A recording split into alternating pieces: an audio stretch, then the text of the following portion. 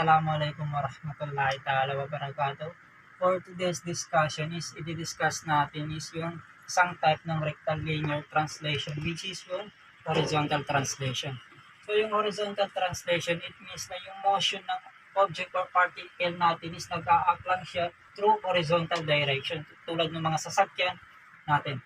So in solving horizontal translation is meron tayong 3 formulas na ginagamit, which is yung first is final velocity squared is equal to initial velocity squared positive negative 2 times acceleration times the distance traveled. Second is yung formula na final velocity is equal to initial velocity positive negative acceleration times time. Third is yung distance traveled is equal to initial velocity times time positive negative 1/2 acceleration times t squared. So yung sa formula natin is meron tayong positive negative dito. Kasi yung positive and negative is nag-i-indicate siya kapag yung acceleration ba natin is nag-i-increase ng velocity or nade-decrease. For example, yung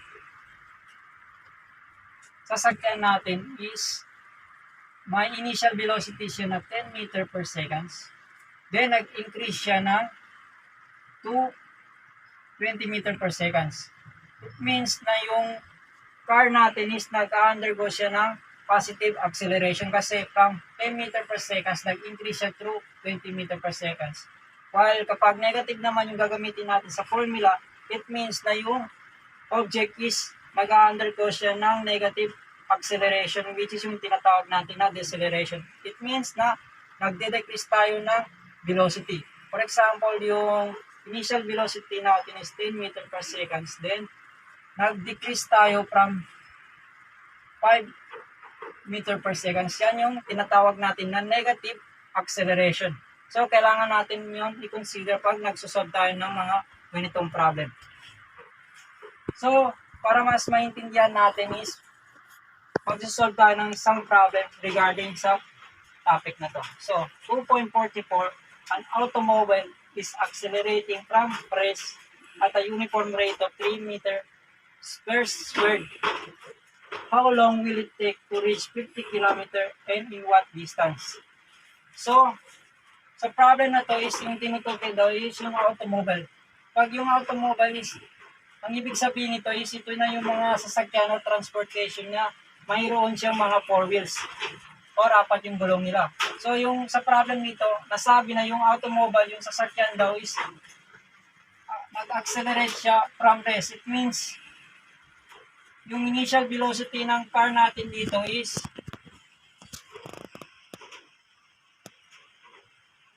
at rest siya. It means yung initial velocity niya is 0. Hindi siya gumagalaw pa. Hindi pa siya gumagalaw. Bali during an interval time, nag-accelerate daw yung automobile natin ng 3 meter per seconds at na-attain niya yung bilis niya na yung change of velocity niya na 50 km per hour. So from 0 to velocity, nag-increase yung velocity natin ng 50 km per hour. So yung 50 km is ito na yung final velocity natin na na-attain natin during a time interval. So yung tinatanong dito sa problem natin is how long will it take to reach the 50 km? It means oras yung tinatanong dito. Kung ang tinatanong dito sa problem natin is yung time. Kung gaano daw natin katagal na-reach yung 50 km per hour. Na kung saan nagsimula tayo at rest. Then, yung second na tinatanong dito is yung distance. Kung gaano kalayo daw yung pinanimulan ng sasakyan natin hanggang sa narating natin yung 50 kilometers. So, para ma-solve natin dito is gagamitin na natin yung tatlong formula natin. So, para mas madali natin ma-solve yung ganito is dapat yung sa formula na gagamitin natin, isa lang yung unknown doon.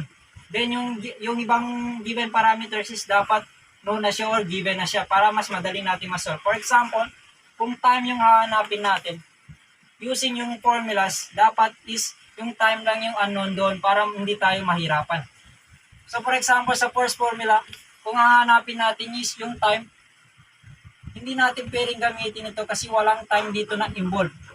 So it means X ito na formula kung ang susolve natin is yung time. Then yung sa second formula is pwede natin siyang gamitin since yung time is meron dito siya sa formula, yung T dito. So yun na yung sabi ko, dapat yung gamitin natin na formula is isa lang yung unknown niya para mas mabilis natin mahanap para hindi tayo mahirapan. While yung ibang given is dapat or yung ibang parameters is given na dun sa problem natin. Tulad nung dito, yung second formula is pwede natin siya agad gamitin since yung unknown lang dito is yung time natin. Yung acceleration is given, 3 meter per second squared. Yung initial velocity natin is at rest yung object natin or yung automobile. Then yung final velocity natin is 50 kilometers per hour. So goods to na gamitin for time. Then yung third formula is pwede din natin ito siya gamitin sa kung hahanapin natin yung time unless given yung distance. Yung dito natin yung D or let's say S yan siya. Parehas lang yung S or D. Ang tinutukoy lang dyan is yung distance travel. So pwede din natin itong gamitin na formula para mahanap natin yung time kung yung distance dito is given since dito lang is 2 unknowns tayo. Kung dito tayo magbibase sa problem, dalawa yung unknown natin dito na mai-involve kung ito ang gagamitin natin na formula kasi hindi natin alam yung value ng S, yung distance, pati yung value ng time. So, kung isosolve natin yung time, mas maganda kung gagamitin natin yung second formula. While kung gagamitin naman natin yung hahanapin naman natin is yung distance travel, is ang magandang gamitin dito is yung first formula. Since yung mga parameters is given na siya at yung unknown lang is yung distance travel natin. So, yung final is goods na, yung initial is given na rin, which is at rest yung object natin, pati yung acceleration niya. Then isa lang yung unknown dito. Unlike dito sa second formula, kung ang hahanapin natin is yung distance travel, hindi natin ito pwedeng gamitin kasi walang involved dito na distance dito sa formula na to. While dito is same lang siya ng rason dito sa time kung hahanapin natin since dito is kung itong gagamitin natin na formula, dalawa yung unknown natin dito sa problem kasi time pati yung distance kaya mahihirapan tayong i-solve. So kung magsosolve tayo dapat yung gagamitin natin dito is yung time is ito, then yung sa distance is ito naman. So unahin na lang natin i-solve is yung sa time. So i-plug in lang natin yung mga given sa problem natin. So yung sa final velocity natin is equal to initial. So yung isosolve natin dito is yung time. So yung final velocity natin dito is 50 kilometers. Another thing pala na i-consider natin dito is dapat yung mga given yung mga units natin na ginagamit is dapat consistent tayo.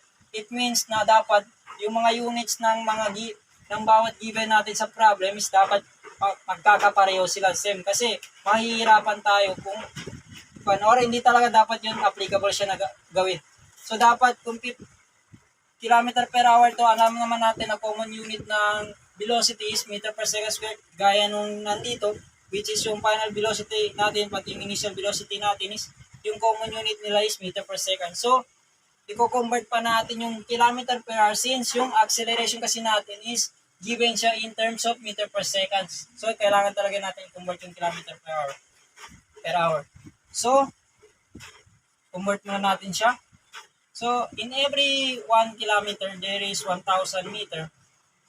So yung sinasolve pala natin dito is 4 time.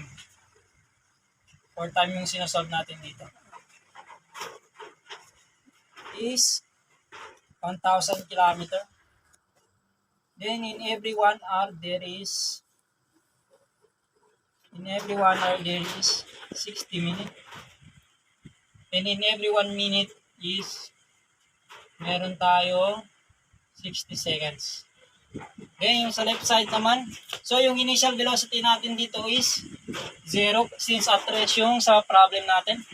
Then yung positive negative. So dito, since nabanggit sa problem natin na nag-accelerate tayo, na kung saan nagmula tayo sa at rest, nag-increase tayo ng velocity which is yung 50 kilometers nga. It means ang gagamitin natin dito is yung positive. Then yung acceleration natin is 3 meter per second squared. Then yung sa time naman natin is yan yung unknown natin. So yan na. So ang gagawin natin dito is ika-cancel natin ito para yung matira na unit sa final velocity natin is yung meter per seconds na lang. Yan. Minute. So meter per seconds na lang yung natira sa problem natin. So isolve na natin siya kasi yung ginawa ko lang dito is manual solution pero pwede na natin ito siyang i-shift solve para mahanap yung t. Pero yung binagita ko lang is yung manual solution. PT 1,000 times 1 over 60 times 1 over 60.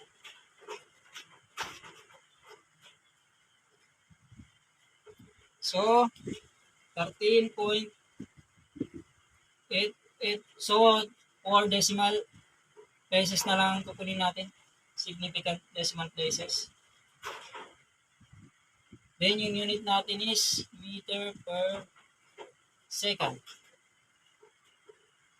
Then, yung dito is sa right side naman is 0. Cancel na yung initial velocity natin. Since 0 yan. Then, 3 meter per second squared times time. So, para makuha natin yung time is, both side is, di-divide natin sa acceleration natin para yung sa right side ang matitira na lang is yung time.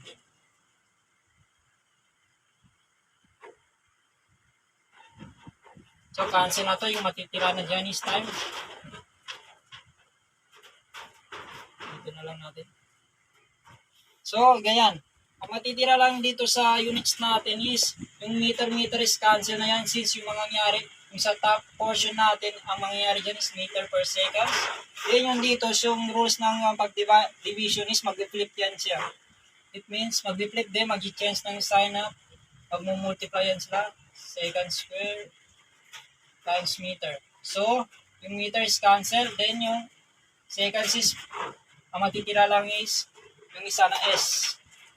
It means, yung unit dito is, yung time is in terms of seconds. Ang masusolve natin dito is ito na yung value ng time.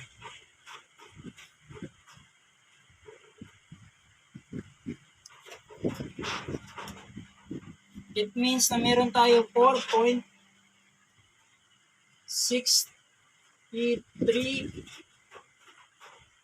seconds. Therefore, meron tayong 4.63 seconds para ma-attain or ma-attain natin yung sinasabi natin na 50 kilometers per hour. Yan yung value ng time natin. Then, gusto tayo dito sa time. So, for distance naman, since yung hinahanap natin is yung distance, either pwede natin gamitin yung sa first formula or yung sa second formula. Sa third formula rather.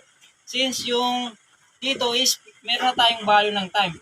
At yung unknown lang na parameters natin dito is yung distance natin. So, i-resume muna natin ito para magkasya.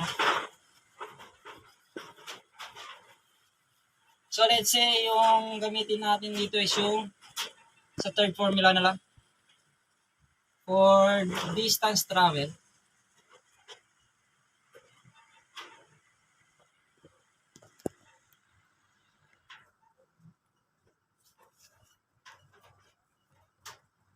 so, ang value ng distance natin is yung initial velocity natin is 0.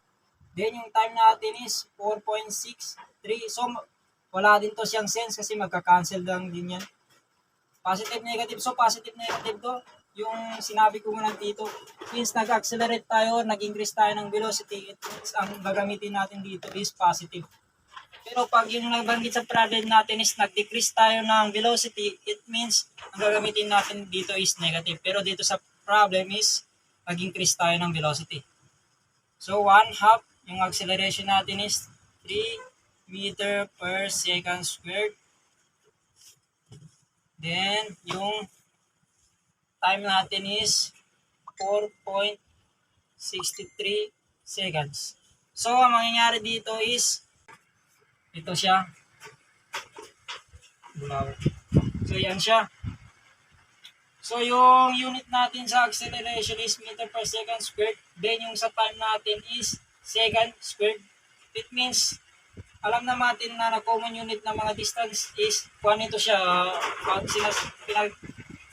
tinutugin natin is distance, scalar quantity lang siya. It means, hindi natin wala tayong pagkialam kung may sa direction ng movement ng automobile natin. Yung magnitude lang yung pinakikialaman natin. It means yung time dito is magka-cancel since S squared. Then kapag di-distribute dito, magka-cancel din yung S dito. Yung matitira lang sa atin na unit is yung meter. So, yung masusolve natin dito is yung value ng distance travel natin.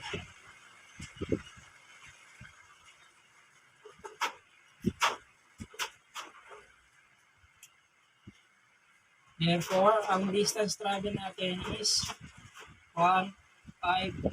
So, 2 decimal places na lang kukunin natin sa final answer natin since dalawa rin yung yun. 22.60 meters. So, therefore, in conclusion, para ma-attain natin yung 50 kilometers per hour, kailangan natin ng 4.63 seconds na pagpapatakbo ng ating truck. Then, yung dito naman is yung sa distance travel, ito na yung length nung tinakbo natin from initial velocity hanggang sa final velocity. So, yun lang. Thank you.